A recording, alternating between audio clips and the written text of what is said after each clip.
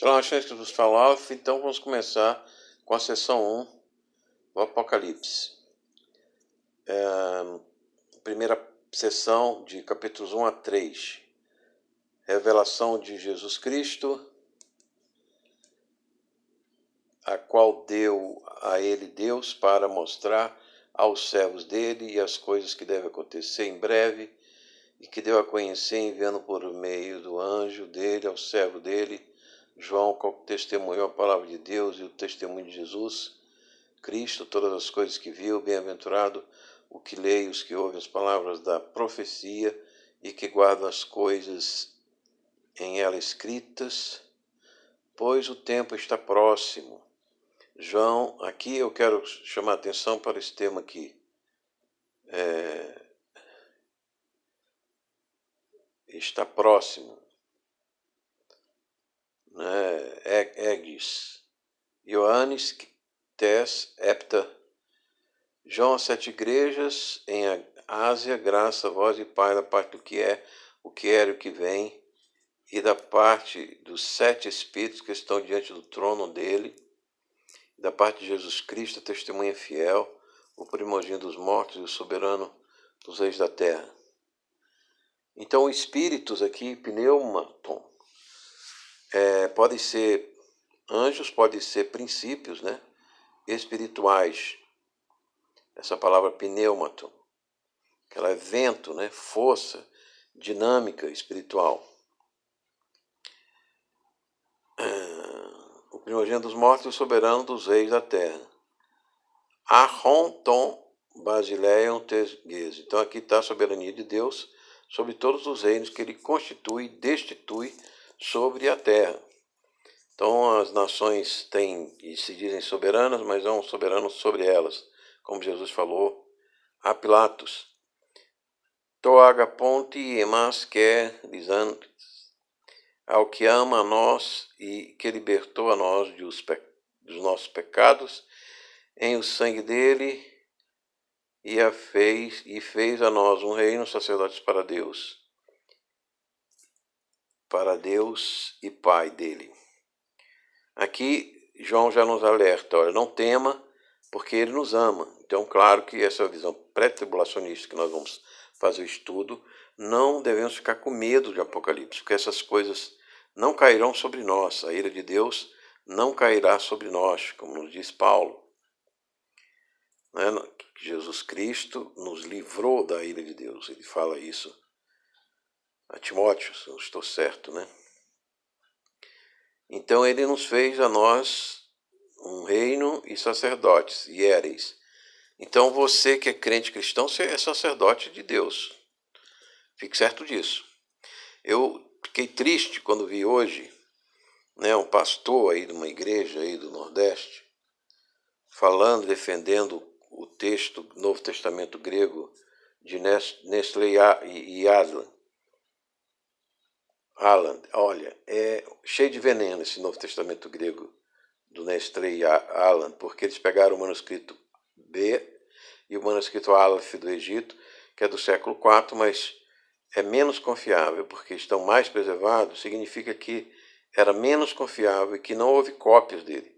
Não havia interesse em copiá-los, porque a sua confiança era baixa, tanto pelos seus possuidores, como também pelo texto em si.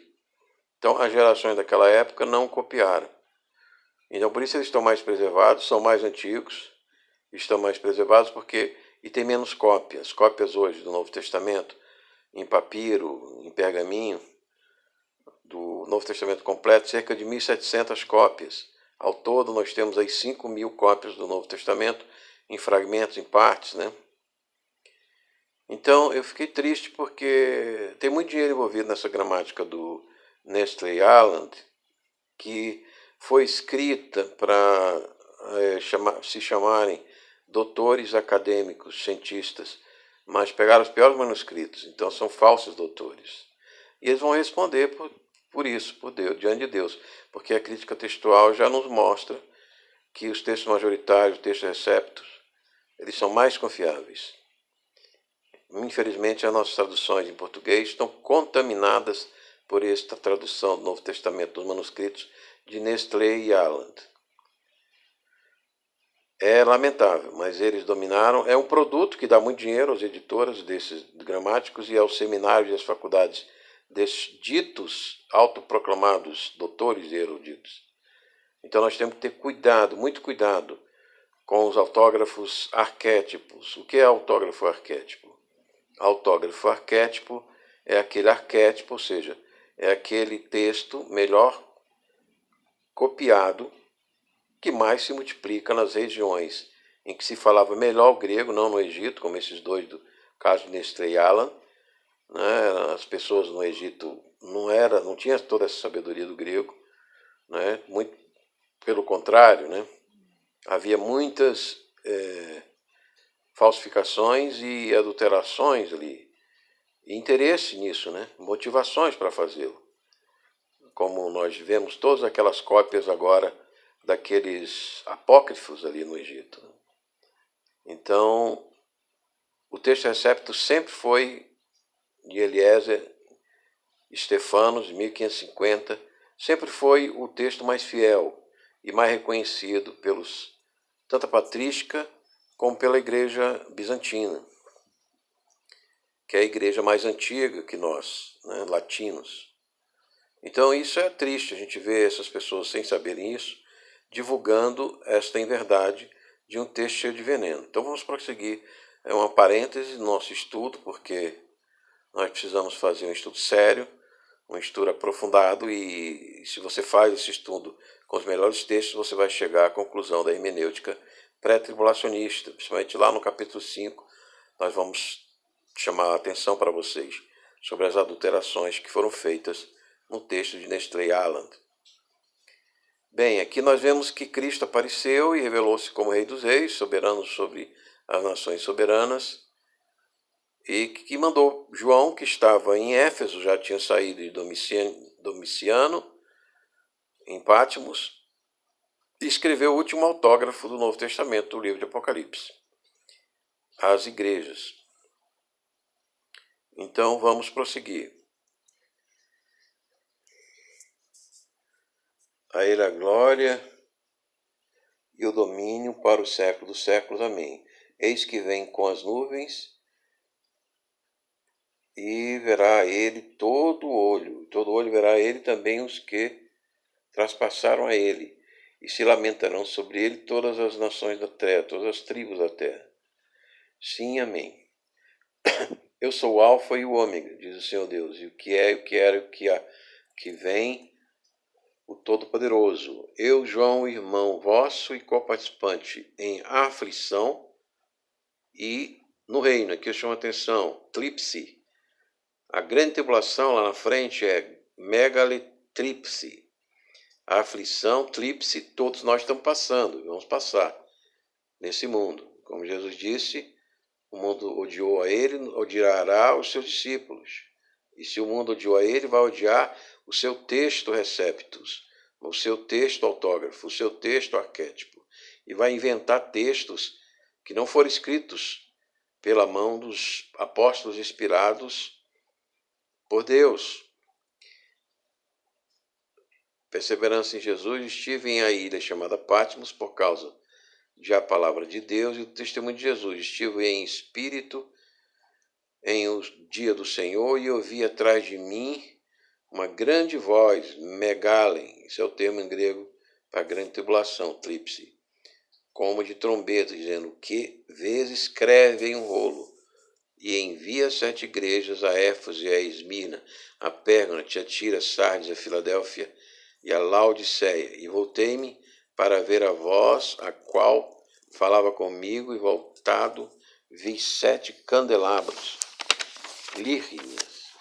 Então você vê aqui, irmão, essas igrejas hoje não existem. Elas não existem mais. A Babilônia, a grande Babilônia dos muçulmanos, tomaram todas aquelas terras dos cristãos, né?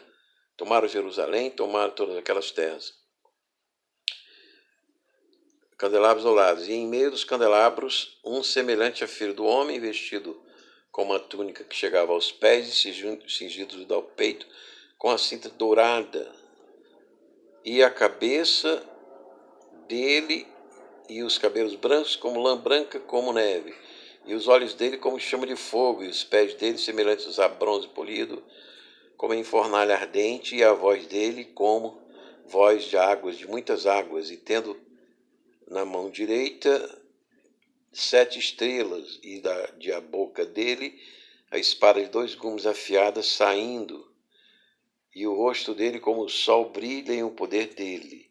E quando via ele, caí junto os pés dele como morto.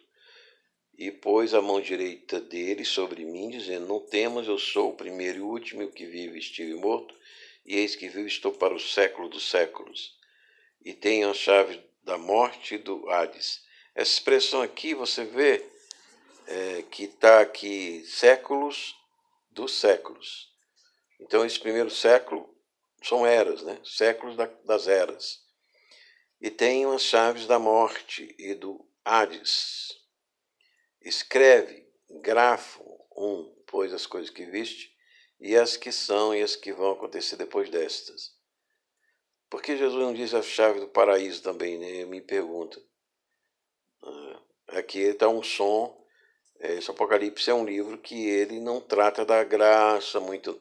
Ele trata um pouco da graça, mas ele trata mais do juízo, porque ele está se preparando uma mensagem para vir fazer o juízo. Logo depois que ele santificar suas igrejas, arrebatá-las, ele vem para o juízo. O mistério das 7 estrelas, quais vistes à minha direita, e os 7 candelabros dourados,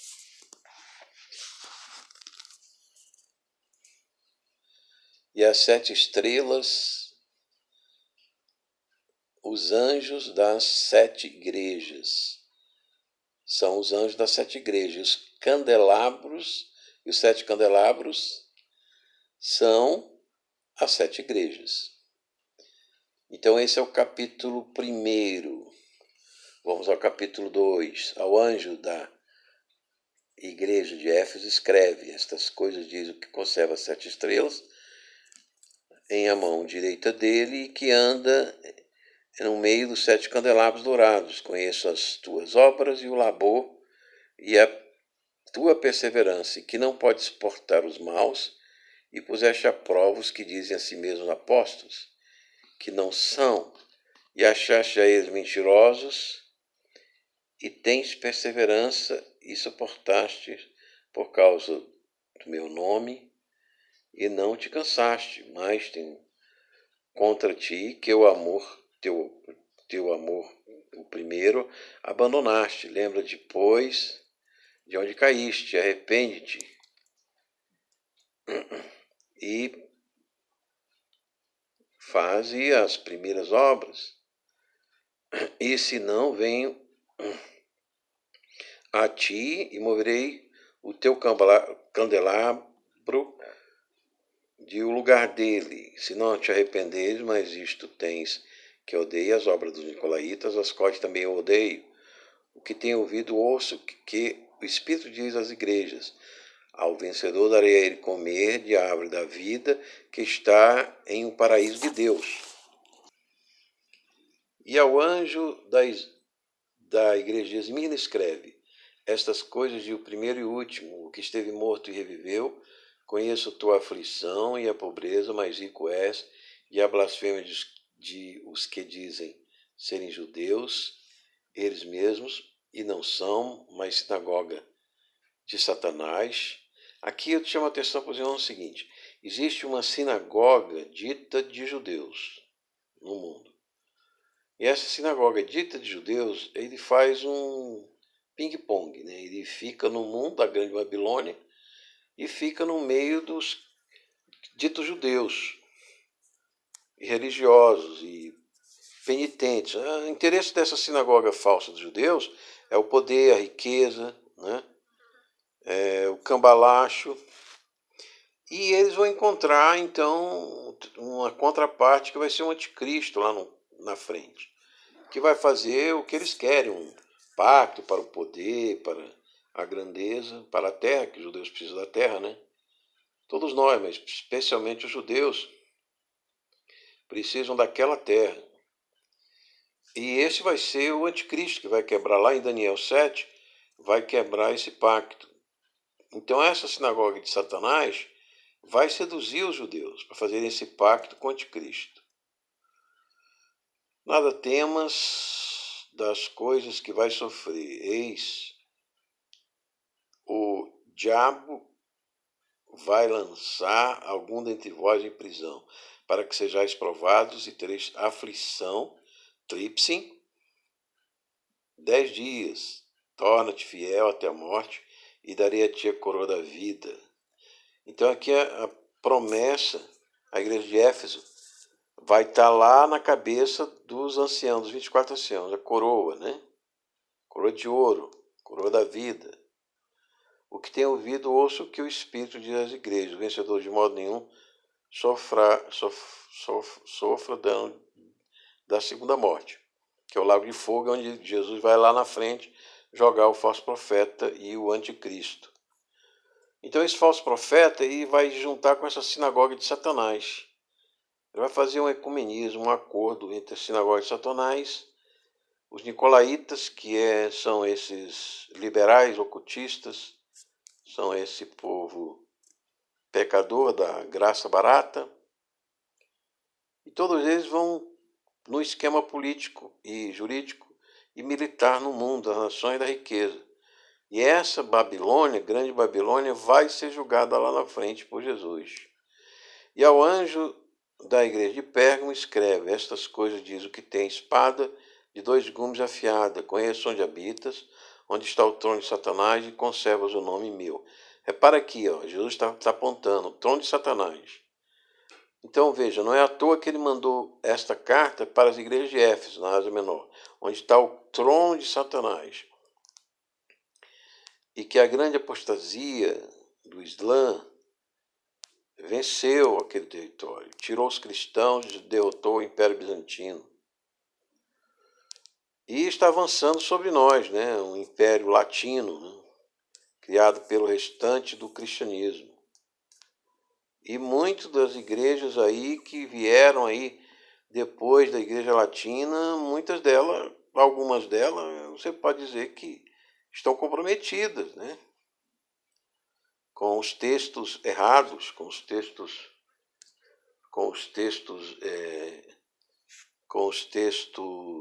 difíceis de aceitar, com muito veneno.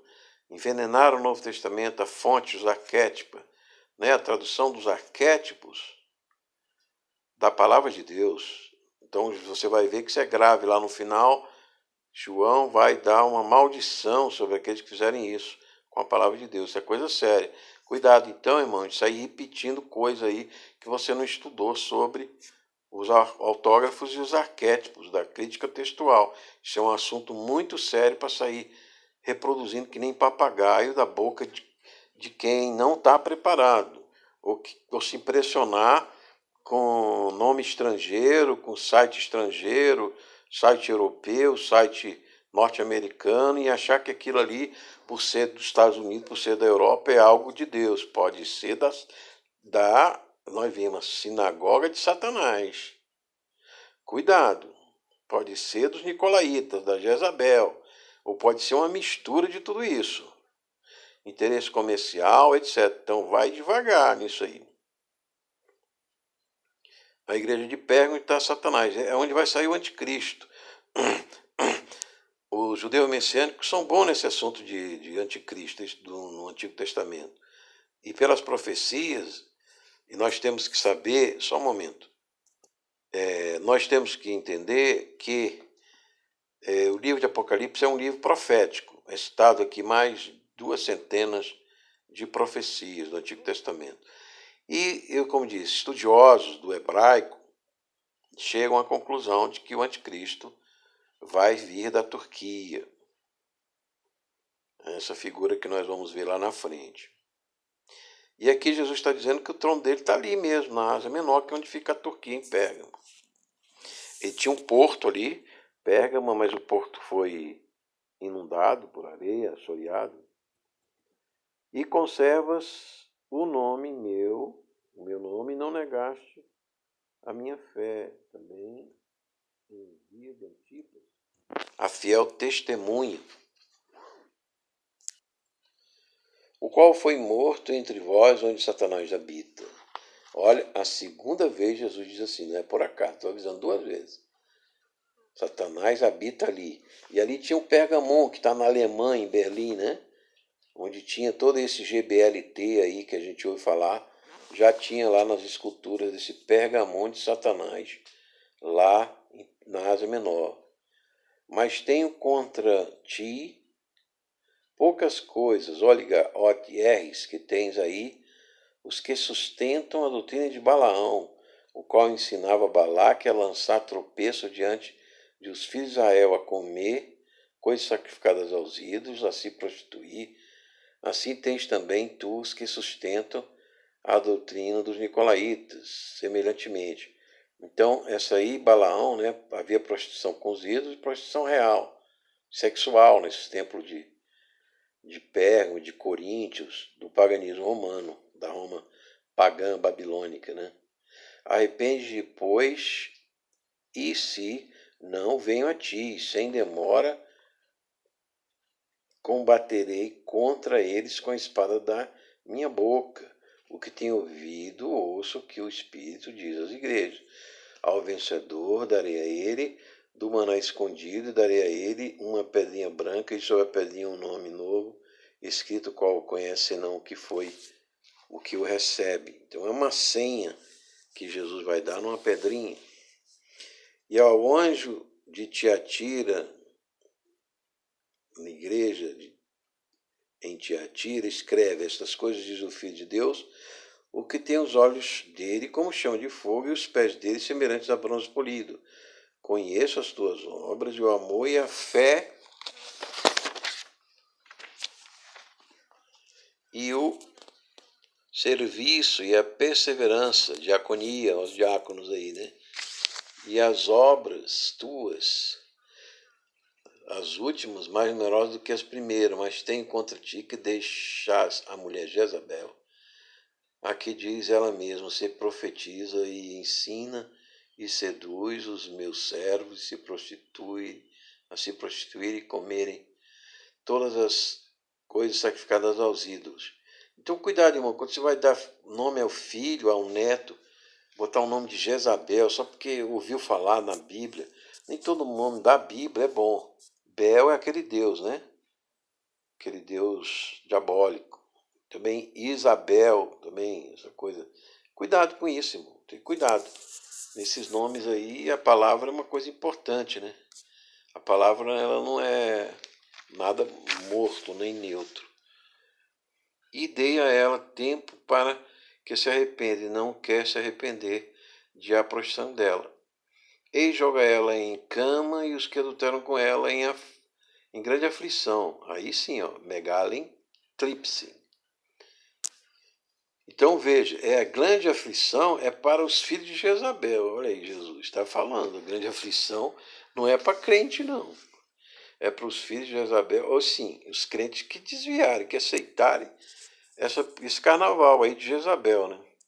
Se não se arrependerem de as obras dela e os filhos dela, matarei com morte, e conhecerão todas as igrejas que eu sou, que examina mentes e corações, e darei a vós a cada um segundo as obras vossas, a vós, mas digo aos demais em Tiatira, tantos quanto não têm essa doutrina, os quais não conheceram as coisas profundas de Satanás, como dizem, não jogo sobre vós outra carga, porém o que tendes guardar até que eu venha, e o vencedor e o que guarda até o fim as minhas obras, darei a ele autoridade sobre as nações, e regerá a eles com vara de ferro, como os vasos de barro são quebrados, como também eu recebi da parte de meu Pai. E aqui nós vamos. E darei a ele a estrela da manhã, o que tem ouvido, ouça o que o Espírito diz às igrejas. A estrela da manhã é Vênus, um planeta, né? Jesus promete isso aos cristãos. Bem, o que eu tenho a dizer aqui mais? Vamos continuar. E ao anjo da igreja que está em Sardes, escreve. Em Sardes, escreve. Estas coisas diz o que tem os 7 Espíritos de Deus e as 7 estrelas. Conheço as tuas obras, que tu tens nome que vives e morto estás. Ser vigilante fortalece as coisas restantes, as quais estavam para morrer, pois não encontrei as tuas obras bem cumpridas diante do meu Deus. Lembra-te, pois, como recebeste e ouviste, e guarda-o e arrepende-te. Pois, se não vigiares, virei como ladrão. De modo nenhum saibas em que hora virei sobre ti. Mas tens poucos nomes em Sardes, os quais não sujaram as vestes deles e andarão comigo em vestes brancas, porque dignos são. Veja que é um remanescente, está cheio de joio lá, né? Então Cristo já predestinou aqueles ali, ó, alguns que andarão de vestes brancas comigo. Então ele já viu, ó, a fé dele chegou ao ponto de maduro, né? Caroço maduro, fruta madura, pronta para colher. Mas tinha uns que não. O vencedor assim será vestido em vestes brancas. Líquies, então aqui é importante. Essas vestes, as sardes, vai estar nos anciãos do trono. E de modo nenhum apagaria o nome dele do livro da vida, e confessaria o nome dele diante do Pai, meu Pai, diante dos anjos dele. Prosseguindo. O que tem ouvido, ouça o que o Espírito diz às igrejas. E ao anjo da igreja que está em Filadélfia, escreve: essas coisas diz o santo verdadeiro, o que tem a chave de Deus, o que abre ninguém fechará, que fecha e ninguém abre. Conheço tuas obras, eis tenho dado diante de ti uma porta aberta, a qual ninguém pode fechar a ela, porque tens pouca força e guardaste a minha palavra e não negaste o meu nome. Eis, dou-te alguns da sinagoga de Satanás, dos que dizem serem eles mesmos judeus e não são, mas mentem. Eis, farei os mesmos para que virão e se prostrarão diante dos teus pés e conheçam que eu amei a ti, porque guardaste a palavra da minha perseverança, também eu te guardarei da hora da provação que está para vir, e sobre o mundo todo, para provar os que habitam sobre a terra. Venho sem demora, conserva, prosseguindo, conserva o que tens, para que ninguém tome a coroa tua. O vencedor farei o mesmo colono em um santuário do meu Deus, e fora de modo nenhum saia mais, escreverei sobre ele o nome do meu Deus e o nome da cidade do meu Deus, da nova Jerusalém, que desce do céu, da parte do meu Deus, e no meu nome novo. O que tem ouvido, ouça o que o Espírito diz às igrejas. E ao anjo de Laodiceia, a igreja de Laodiceia escreve. Vamos falar um pouco aqui sobre a de Filadélfia. Vejam, essa onda de tatuagem que a gente está vendo aí, até pastores defendendo isso aí, ou relevando. Isso é sério. O seu corpo é templo do Espírito Santo, está lá em 1 Coríntios 6. E Jesus disse que vai escrever o nome dele novo, o nome do Pai, né? Da parte de Deus, né? Então, guarde a sua pele para escrever o nome de Deus lá no céu, irmão. Corpo celeste, né? Fico fazendo essa simbologia, inclusive tatu em inglês, quer dizer, marca do espírito, né? Isso é lá da Polinésia, paganismo da Polinésia, dos sufistas, trouxeram isso aí para o Ocidente. Tome cuidado com seus filhos, tome cuidado com você. E ao anjo da Laodiceia, estas coisas diz o Amém, testemunho fiel e verdadeiro, o princípio da criação de Deus, conheço tuas obras, que nem é frio nem quente, quem dera fosse frias ou quente, assim porque és morno, e nem quente nem frio, vou te vomitar da minha boca. Então, Jesus não quer sinagoga com Satanás e nem ecumenismo com Satanás. Então, Laodiceia estava se tornando ecumênica com o mundo, né? Nas suas termas, era uma cidade que tinha muitas termas e muitos tratamentos. E talvez estava se prostituindo também, querendo colocar a igreja de Cristo sem a moral e a ética cristã. Então ela era morna. Era uma igreja que era na teoria, mas não era na moral nem na ética.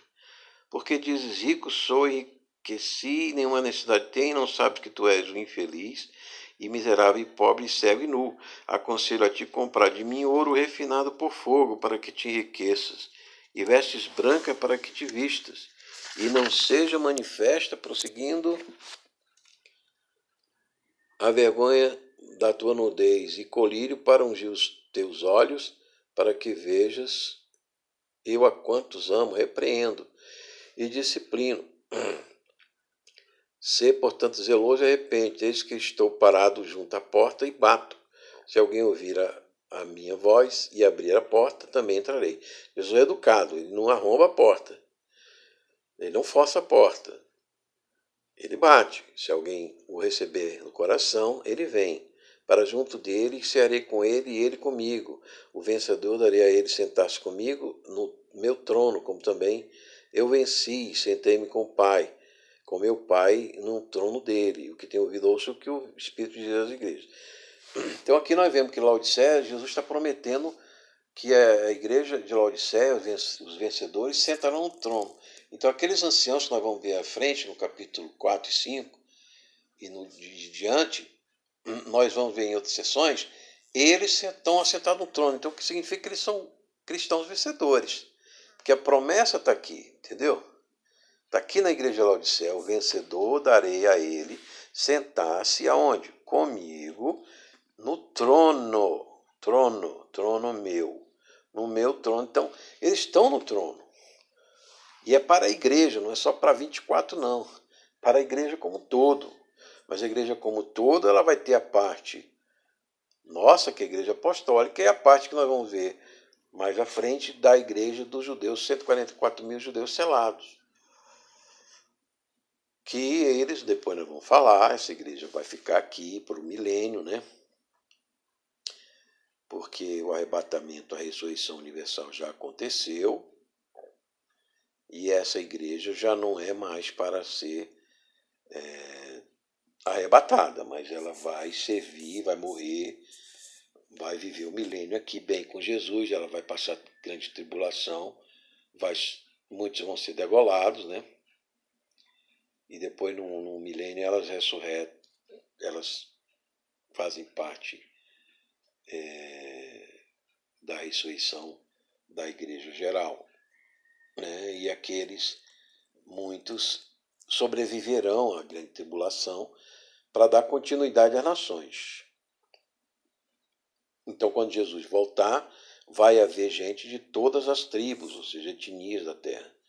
Vai haver gente que vai ser condenada e vai haver gente que vai continuar. Os anjos vão fazer ceifa, separando aqueles que tiveram a marca da besta, etc., vão ser destruídos pelos anjos de Deus e lançados, né, para os abutres.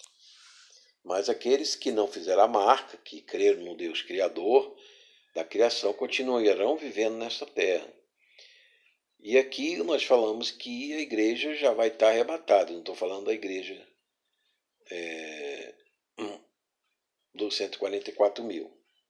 A igreja dos 144 mil, aqueles serão ressuscitados no milênio. Eles só sobreviverão pela degola. Eles só poderão permanecer na fé pela degola. Nesse mundo civilizado, do controle do anticristo, que não vai ser, não é? Assim também Herodes não conseguiu controlar tudo, né? De todo mundo. Ele matou muita gente, mas não conseguiu controlar tudo, né? Então vai ter fuga. Israel vai ter um espaço de fuga e vai sobreviver gente nesse espaço, a mulher no deserto, na época da igreja selada dos 144 mil e das duas testemunhas. Vai haver um lugar onde Deus vai preservar as pessoas, um deserto, onde vai haver pessoas salvas. As pessoas vão fugir para esse deserto na época. Não é agora, a gente não precisa estar preocupado em fugir por causa disso, por causa do anticristo. A gente pode fugir por outros motivos, mas pelo anticristo, esse anticristo do Apocalipse, não. Né? Porque esse vai ter o deserto lá de Israel que vai abrigar a mulher que vai fugir do dragão, nós vamos ver lá na frente. Então essa foi a primeira sessão da igreja. E a igreja vai desaparecer. Você vê aí, né, irmão? vai aparecer agora só a igreja dos 24 coroados no trono, como você viu aí. O trono é o galardão de Laodiceia, né? Pérgamo tem o seu galardão, a coroa, e Sardes tem o seu galardão, a veste branca. Tudo isso está lá nos 24 anciãos, que representa a igreja apostólica nossa, que já foi arrebatada, como está lá em 1 Tessalonicenses 4, 15 a 18. Já receberam o corpo celeste, que está lá em 1 Coríntios 15. Já estão nas casas da morada do Pai, que está lá em João, capítulo 14, 1 a 3, que Jesus tinha prometido. E eles não vão passar megalitripse, nós vamos passar tríplice, tribulação. Mas megalitripse, não, porque só os filhos de Jezabel é que passam megalitripse, né? Os que não, essa é a ira de Deus, a megalitripse. E por quê? Porque até o Satanás, você viu lá, que a igreja foi perseguida 10 dias por Satanás, né, na prisão. Então, Deus controla até os dias em que Satanás pode prender, pode torturar, pode matar o número de pessoas. Então, é controlado por Deus o efeito de Satanás e dos homens. Ora, se Deus pode com Satanás, imagina com os homens, né? Que tem menos ainda poder que Satanás, né? Então, amém? Essa foi a primeira sessão, que nós vimos a revelação, que é a revelação do Cristo Jesus, aonde, por quem, o autógrafo, João, né? E a carta às 7 igrejas. E todo esse entendimento para a gente se preparar para a segunda sessão, que vai ser do capítulo 4 e 5. O arrebatamento de João, a visão do trono, a autoridade do Cordeiro sobre o livro. Então aguarde aí a segunda sessão que nós vamos publicar. Shalom Hashens, que vos falou Aleph, oferecimento do Ministério Igreja de Jesus, e vamos para frente, irmão. Vamos para frente que atrás vem gente. Se você não aceitou Jesus, aproveita agora. Aceita no seu coração essa palavra autógrafa, que tem autoridade para a nossa salvação, para nos livrar da ira vindoura de Deus. Se você já aceitou, você tem Jesus, se está afastado, reconcilie-se. E abençoe-vos Deus Pai, Todo-Poderoso, Pai, Filho e Espírito Santo. Esse que vos falou, Aleph, oferecimento Ministério Igreja de Jesus.